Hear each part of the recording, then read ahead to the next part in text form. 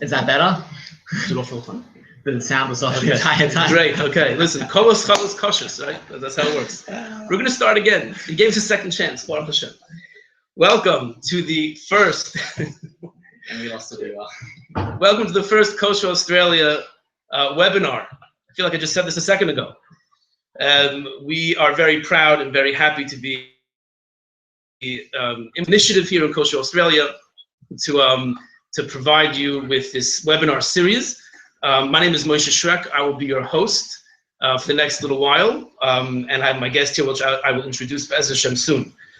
Why is there a need for a kosher webinar?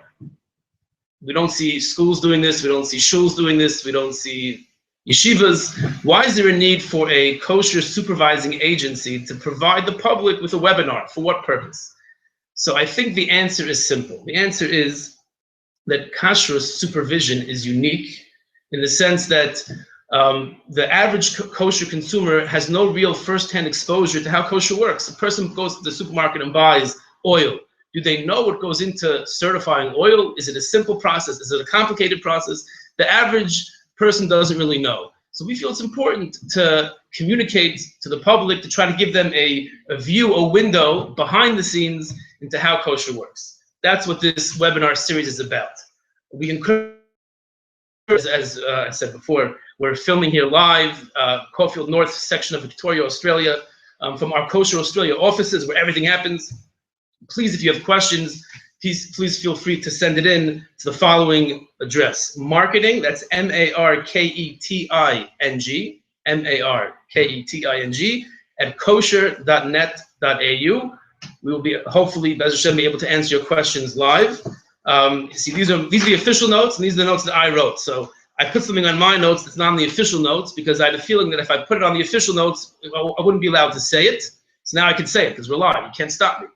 I'd like to thank the guy who's behind all this. I worked with him, but he's the main mover and shaker, Mr. Kivi Melman, who's one of the newer additions to our team, who is our marketing person, our tech guy, and doing a great job. And we appreciate what he's been doing for us, and wish him much bracha and matzlach, and continuing in his work over here with us and everything in life. Thank you, Kivi. Okay, very good. So now, without further today, Rabbi Ephrayim Baskin, besides being a colleague of mine, he's also a friend, as well as a chavrusa. So it's my honor to introduce Rabbi Baskin. Welcome. Thank you. How are you today? I'm doing well. Thank you for having me. Pleasure. Okay, so let's start. How long have you been working at Kosher Australia? So April will be 5 years. 5 years, wow. Yeah. Okay. Not as long as most of a lot of my other colleagues, but long enough. Long enough. Okay, now tell us a little bit about your background as far as your education. Yeah, please. Okay, so I went through yeshivas here and overseas. I finished smicha here with Rabbi Levin around the corner, and then did 2 years of kollel. I also got a degree in food science at RMIT. And finally, I am also licensed to kill chickens. You got me nervous for a second there. I was going to move away. Okay, so it's very interesting. So you seem to have a nice balance of knowing the halachas, having smicha, it's in your day, I'm assuming. Yeah, halachas that yara, and as well as having this degree in food science. Do you find that what you learned in university, how often does it help you? Does it help you in every inspection or only once in a while? No, I think on every inspection, it definitely does help a lot. You get to, besides knowing the food science and the manufacturing practices and the quality documentation, you also know what it's like for the person you're auditing. They're the type of people which would have gone through a similar course as I did, and you'll know what they're trying to expect from an audit. They'll know how to document things, and it makes it easier to speak to them and to communicate with them, besides all the technical details, which is also very helpful. Very interesting. Okay, great. Okay, now the topic of this webinar, which is what Rabbi Baskin is going to help us try to understand better, is the concept of an industrial inspection. Obviously, before we can certify a potato chip company or an oil company or a dairy, we have to go there and inspect the facility. Now, it's not like someone's own kitchen. So you walk into a place where it could be, what's the biggest factory you've been to? How big is the facility? Blocks, not much blocks, long and wide. And the machinery, how high is the machinery? It goes up a few floors, 3 or 4 deodorizers. Yeah, the deodorizer we inspect very commonly. It's 8, 9 floors high. Okay, so you're walking into this tremendous maze of equipment and machinery. How do you do it? What's the first thing you do when you conduct your inspections? It's not always so complicated, but we're not as good as it sounds. So the first thing you look at is ingredients. And also there's a difference between your initial audit, where you make all the guidelines and the checklists for the audits to follow, and then the rest of the audits afterwards. Mm-hmm. So the first thing you do when a company wants to become certified is you do what's called a desk audit. So here we're looking mainly at the ingredients and the products which they want to certify. We look through the ingredients. We see which ingredients are kosher. Salt and sugar are kosher no matter from where it comes. Other ingredients, flavors, oils, milk powders, these are things which need to have kosher certificates. Somebody else has to verify that these are indeed kosher. So you look through the different ingredients a company wants to use, and you'll see, okay, which ones do we need kosher certificates for? Which ones do I need to see some more documentation? Maybe they've got a processing aid, which is an item which won't be listed in the ingredients. It's just there to help process the item. Mm-hmm. Like if you ever go into a bakery and you see them spray the canola oil and they take the color off, they don't put canola oil in the ingredients of the color. That's there just to help release. It's a processing aid. It helps you process the item. So we have to look for all the different documentation. And then after you know which ingredients they're using, you'll see if all the ingredients are kosher, it makes the audit a lot easier. You don't have to worry so much about cross-contamination and different ingredient products coming in. Sometimes, however, some products will be kosher and some products won't be kosher. In which case, when you get to the factory, besides having to verify that the ingredients on paper are actually the ingredients they have in the warehouse, you also have to start looking through all the equipment. You have to see which piece of equipment processes the kosher, which one processes the non-kosher. Are they shared? Is it shared? Is it hot? Because if it's hot, you might need to do a koshering afterwards. And do they do a standard clean? Is there clean, boiling water, which might be helpful? Maybe technically they already have a koshering in place, or maybe not. Maybe it's much lower temperatures, and you have to start working with them. What's the best way you need to kosher? Okay, so in quick summation, if I may. Sorry. So basically, you walk in, the first thing is the ingredients. That's number one, to check out the ingredients. Yeah. Best case scenario, they're all kosher, and then you can basically go home, kind of. No, you have to worry about other things to verify the ingredients. There's visually strong concerns, and then there's other things you have to be worried about. But okay, but that's the first point of concern is the ingredients. Once, let's say, often probably do have ingredients that are questionable and might not be kosher, then you go now to the actual facilities and machinery and see how do these ingredients affect the kosher status of the machinery. Mm-hmm. And even if they do, is there a koshering in set up ready in place because of their normal cleaning systems? And you can also look at the formulations of the non-kosher products. It could be that the non-kosher part of the non-kosher products are such insignificant amounts that even though the kosher, it might not necessitate a koshering afterwards. Mm-hmm. You might just have to do a normal cleaning, and then you have to check how good is that cleaning. Maybe that might be sufficient. Okay, so let's say you get to a place that you see there's some non-kosher ingredients, but it's only, so you then try to see, is that only used on certain machinery? Can you isolate and segregate the machinery to produce the kosher yums? Yeah, and different permutations of that. But yeah, that's and there's a little bit more than just the equipment, because you have the equipment, and you could even have separate equipment, but they could have shared utilities which could compromise the kosher status. So for instance, in big factories, the way they cook things, they don't have a stovetop or electric plug-in oven. They'll have a vat, and on the vat will be jacketed with steam, and that, sorry, somebody's walking. So lost my train of thought now. So say you would have 2 vats, and both of them are heated up with, outside of the vat, they'll have a jacket, which is filled with steam, and then they'll put the product inside, and that will heat up the product. So I could have one vat which they only ever use for kosher products, one vat they only ever use for non-kosher products, but they use the same steam. And sometimes that could be an issue. We have ways to deal with it, but sometimes not only the equipment could be shared, but the utilities can be shared, and that can also be an issue. So it's quite complicated. You're saying in our own kitchen settings, so if you want to boil up water, you take a fire, you put on your stove top, and you put the pot on the fire, and that heats up the water. Now, how big are these tanks in these facilities? How many liters or gallons? They can be tons. Tons. Okay, so it's quite, is it practical to light a little fire under the, it's probably very not practical. So they use steam. What Baskin said, they use steam, it's a steam jacket.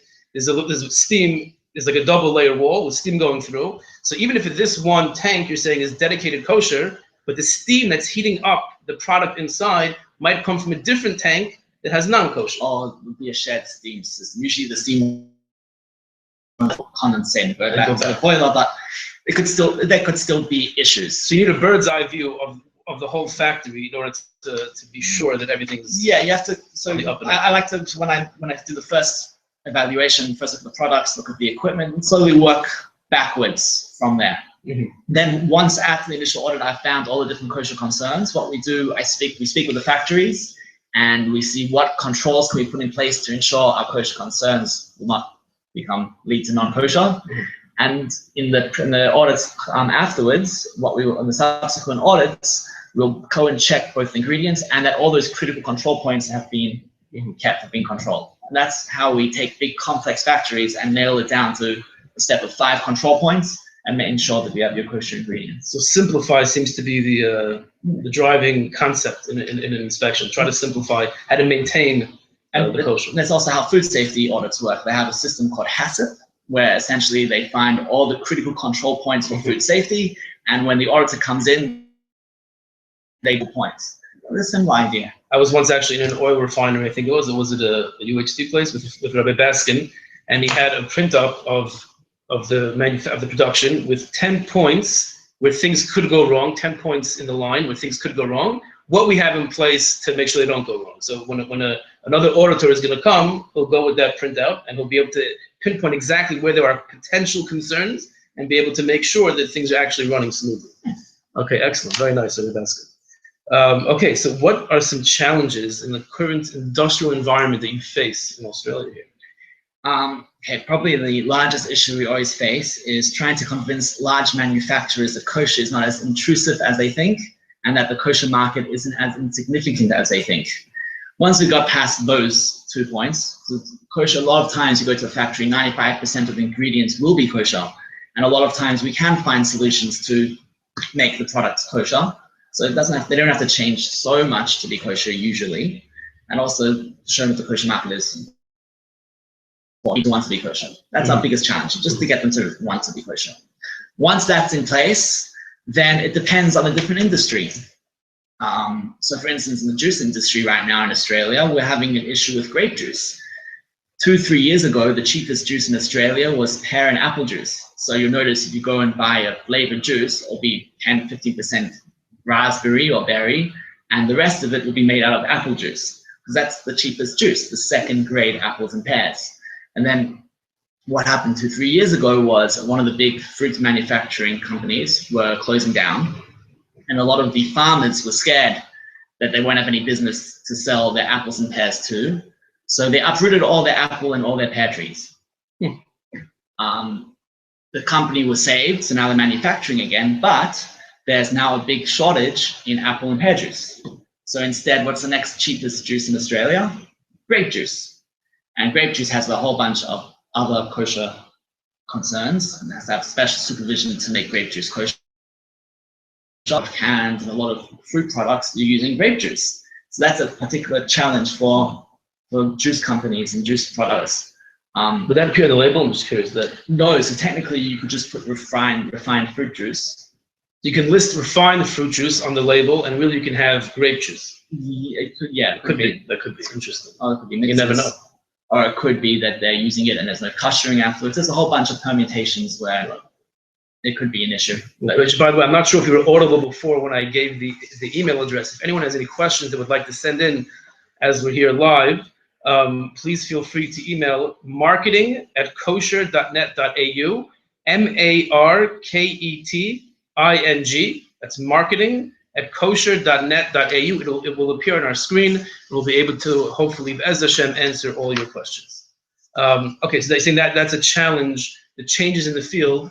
This example of grape juice is a challenge for kosher certification these days. Yeah, and then each industry might have its own particular challenge. But yeah, if there's a business with if the company wants to go kosher, then we can find solutions. It's not always so hard. But the main thing is to getting the company to want to be kosher. And the best power from that is not from you or me, but it's from the consumers.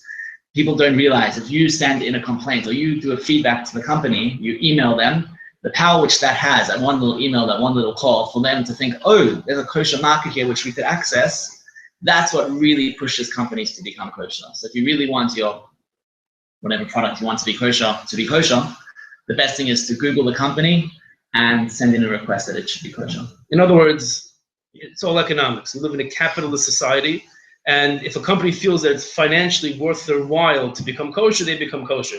That's how things work. So if a consumer will make that request, that can go a long way. So. Yeah. Very interesting.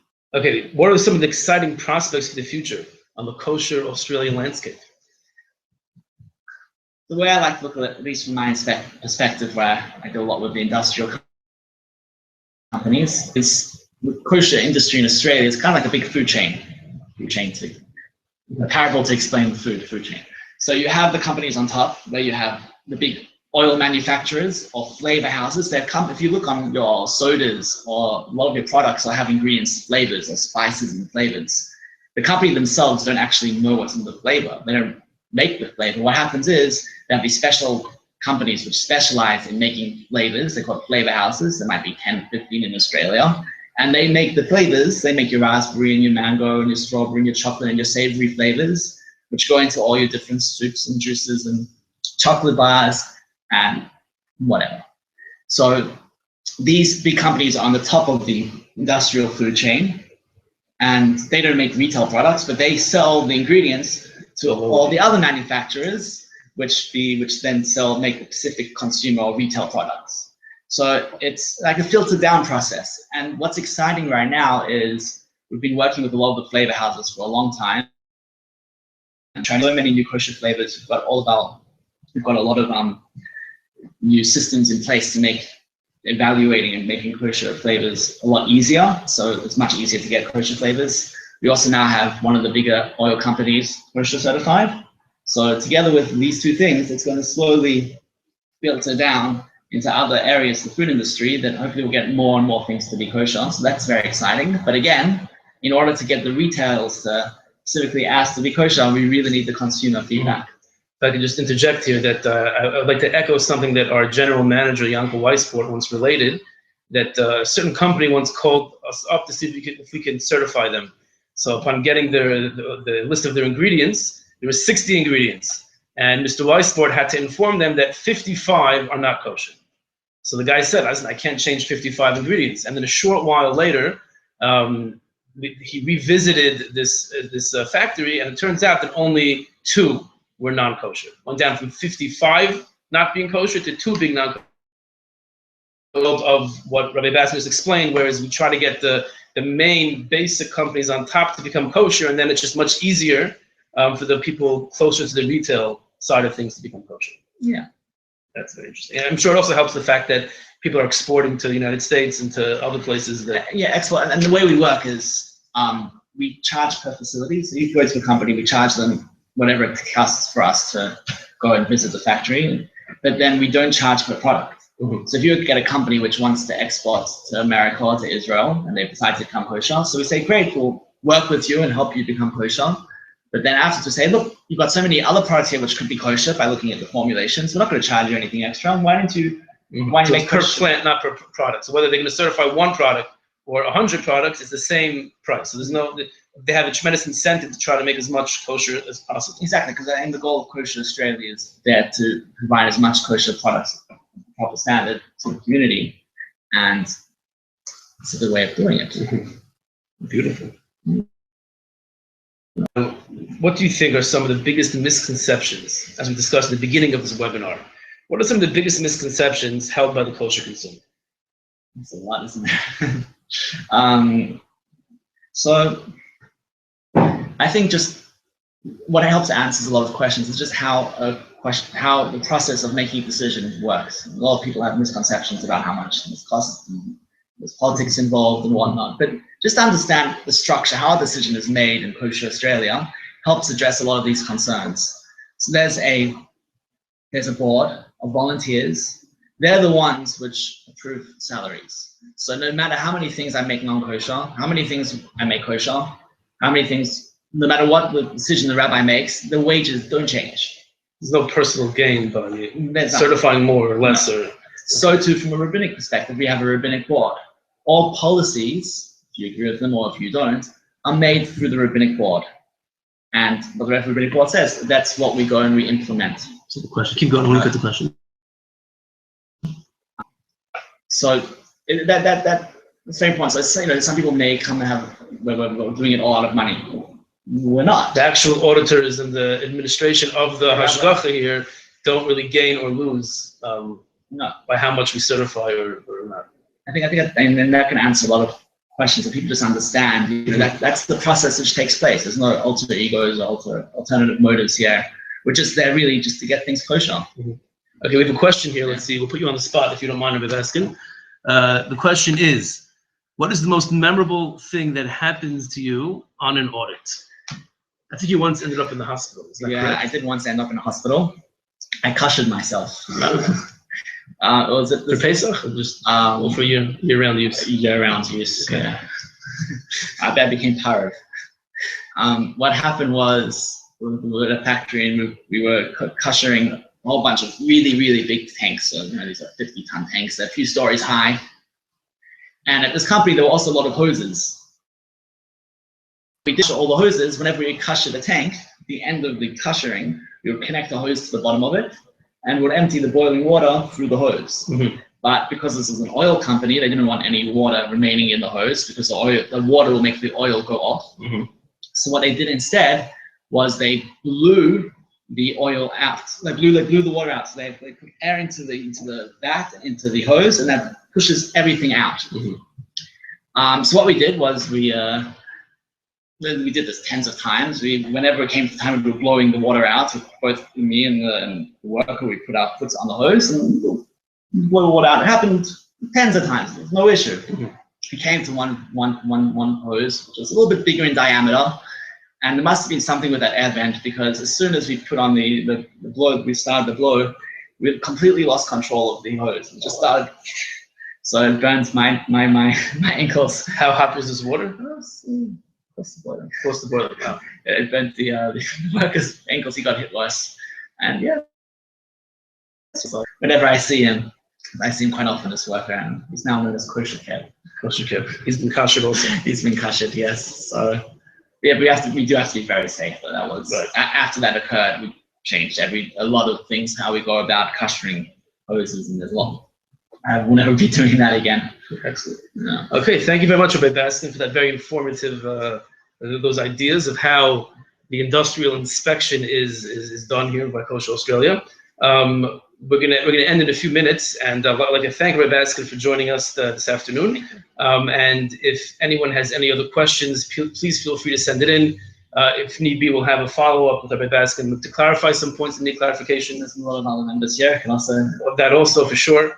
We'll get everyone involved, and we thank you for joining us. This video will be available, I think, will be saved on YouTube and be available for anyone else to watch it. To Rabbi Baskin's dismay, we will do that, unless he threatens us. Yes, thank you very much for joining us. Beginning of a successful venture for us, and as I mentioned before, Mr. Kivi Melman has other ideas that we're going to be exposing you to and discussing with the public, and we look forward to it. Thank you very much for joining us. Have a great day, and everyone should have a great Shabbos. Take care.